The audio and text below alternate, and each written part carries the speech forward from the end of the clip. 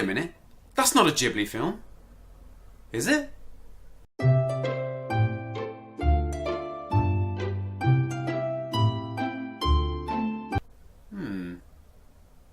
Hello lovely people of YouTube and welcome back to Mark on Life. This is episode 2 of GhibliTime. Thank you to everybody for watching last week's episode. If you didn't, I will leave a link in the description below.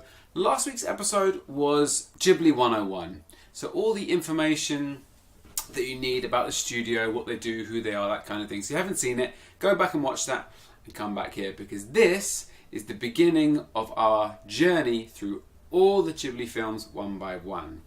And the one we're going to do today is Nausicaa, or its full title, Nausicaa of the Valley of the Wind.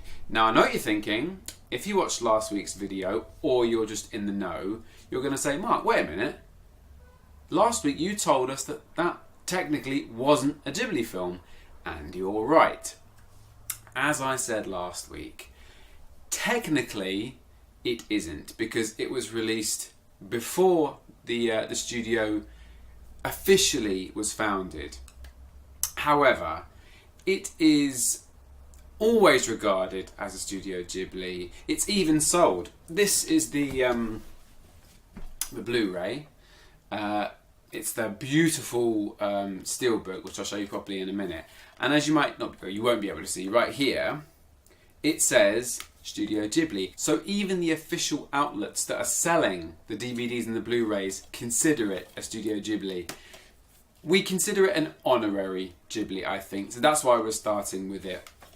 Just to show you this again, it'll probably be nice and unfocused. As I said, all the films come in DVDs, Blu-rays, sometimes collector's editions, and these beautiful things, which are the steelbooks. You can see it's like a silver metal case with some art on the back and the front, and then there's more artwork inside, which you can't really see, but they are very, very nice. So that's the one we're going to start with today. Now this one actually has quite a logical Japanese title, which is Kaze no Tani no Nausicaa, which translates exactly as it does in the English, sort of, of the Valley of the Wind. So Nausicaa or Nausicaa of the Valley of the Wind. Some of the translations are not quite so exact, as you will see as we go through it, but this one is pretty spot on. So Nausicaa was released on the 11th of March 1984, based on a manga that was released a couple of years ago, or a couple of years before that in 1982. Budget was around the equivalent of $1 million, and they only had 9 months production schedule, so not an awful lot. If you look at the sort of Pixar schedules now, they're years and years and years, so quite short. It was directed by Hayao Miyazaki. Again, I told you you'd see that name again and again and again, who also wrote the screenplay for this one. And the music was done by another name you will hear over and over, which is Joe Hisaishi. Those two, this was the first collaboration by Miyazaki and Hisaishi on this film. And it became a sort of match made in heaven. They have collaborated on many, many things. Joe Hisaishi's music is absolutely fantastic and features in so many great movies and even games as well. One of my favourite games on the Nintendo DS and PlayStation is Ni no Kuni, which was a sort of joint thing between Level 5 and Studio Ghibli, and that has Hisaishi's music in as well. So really great score on this one. So what's it all about? Not going to give any spoilers, but basically the world has been destroyed to some degree. After the 7 days of fire, as they call it, it's left in a sort of apocalyptic state where everything is toxic. They call it the toxic jungle. And the Valley of the Wind is a sort of area between two areas of toxic jungle. So it's a little sort of nice village in between the two, which houses our hero for the story, Princess Nausicaa, who is kind of an incredibly brave daughter of the king that currently lives there. Importantly, this toxic jungle is filled with insects of hundreds of different descriptions, but the most important of what's called the Om, or Omu in Japanese, which sort of means, O is the word for sort of like an honorific prefix, and mu is short for mushi, which is insect. So it sort of means, omu means sort of king bug. You'll see them, they're these huge things with loads of eyes. And Nausicaa, being very, like I said, forthright and brave, is looking for a way to find a way out of this sort of toxic landscape. So, because at the moment, to go anywhere else, you have to have a mask and you can't go into the jungle or anything like that. And then around them are other warring sort of regions, factions, one of which comes to them and says, we have a weapon which will burn down the whole jungle and then we can start from scratch. And obviously they're warned, saying, if you do that, these giant bugs will just trample over everything and destroy the world. So it's sort of Nausicaa's heroic story to see how she can stop that from happening and how she can basically save the village and yeah, kind of help everybody involved. I won't go into spoilers because it's quite a complicated film, this one. I wasn't going to do sort of reviews in this channel because there's many review channels out there, and also I don't want to tell you which ones to watch and which ones not to watch because I want you to watch all of them. If I was starting someone on Ghibli, I probably wouldn't start with this one because it's quite heavy and it's very long. It's about 2 hours.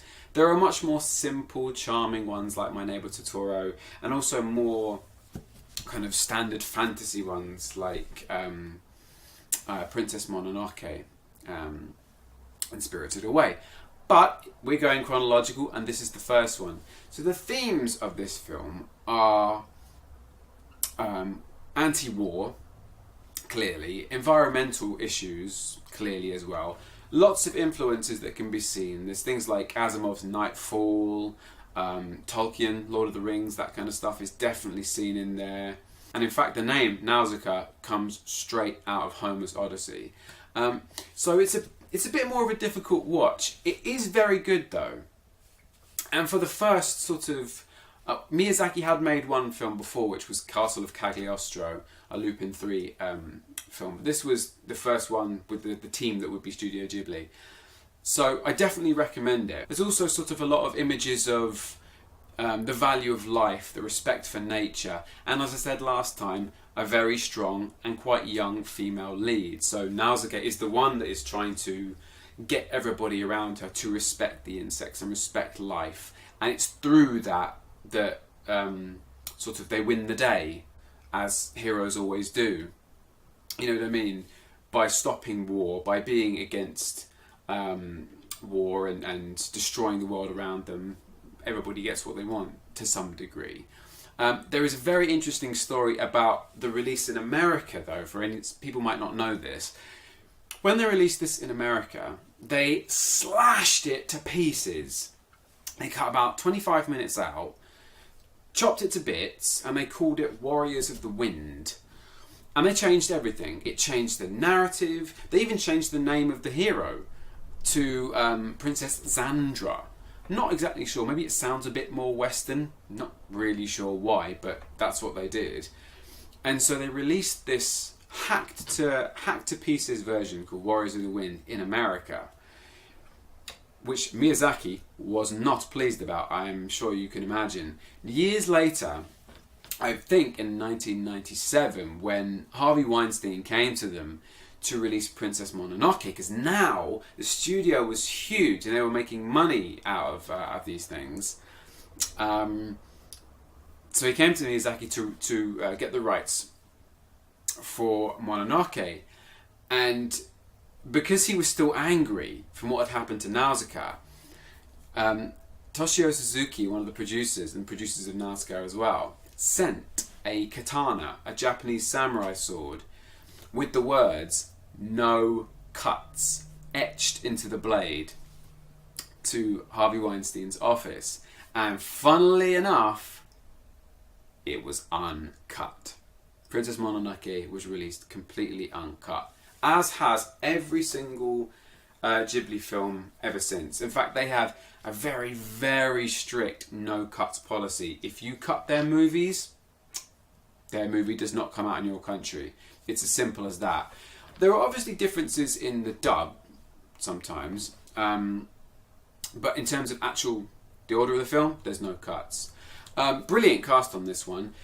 As with all foreign animation and foreign films in general, you can watch two versions of it. You can watch the original Japanese audio with English subtitles and the English dubbed version, subbed or dubbed. Because I speak Japanese, not fluently, usually watch the Japanese version, but I always watch the English version first. Firstly, because the English dubs for Ghibli films are usually fantastic. They're very, very good. The cast for this is fantastic. You've got Alison Lohman, Uma Thurman, Patrick Stewart, Mark Hamill, Shia LaBeouf. It attracts very, very talented people. So the dubs are great. I will say one thing. The dubs are usually more wordy. I don't know what Japan is saying about that, but if you had a scene, the Japanese soundtrack would usually be very, very, just what's there. So if it's, a car going over a hill, there'll be no words at all. Whereas the English dub will be a character saying, "Hey, look, there's a car." Because for some reason I think maybe we needed more exposition in the West. I don't know why, but that's the way it is. So do I recommend Nausicaa? Of course, absolutely. Is it my favourite Ghibli? No, probably not. It's quite long, it's quite heavy. I will point out here though that there are a lot heavier as well. I won't mention names now, but there definitely is. But there's also much lighter. There's more simple, more funny, more charming ones in the roster, but don't let that put you off. Do watch it. Hopefully, anybody out there that is a fan, watch them with me. Watch the films with me, and hopefully we can discuss them. So what about you? Have you seen Nausicaa of the Valley of the Wind? If you have, do you like it? Do you hate it? What do you think? Give me a big thumbs up if you like this video. Share it anywhere you want and subscribe to my channel to see more. I'm on all the usual social media places. Instagram, Twitter, they're both Mark Joseph Actor, so you can find me there. Go and give me a follow. And then next week we will be back for episode 3, where we will be talking about The Cat Returns. So, from me, Mark on Life, and GhibliTime, I will speak to you soon.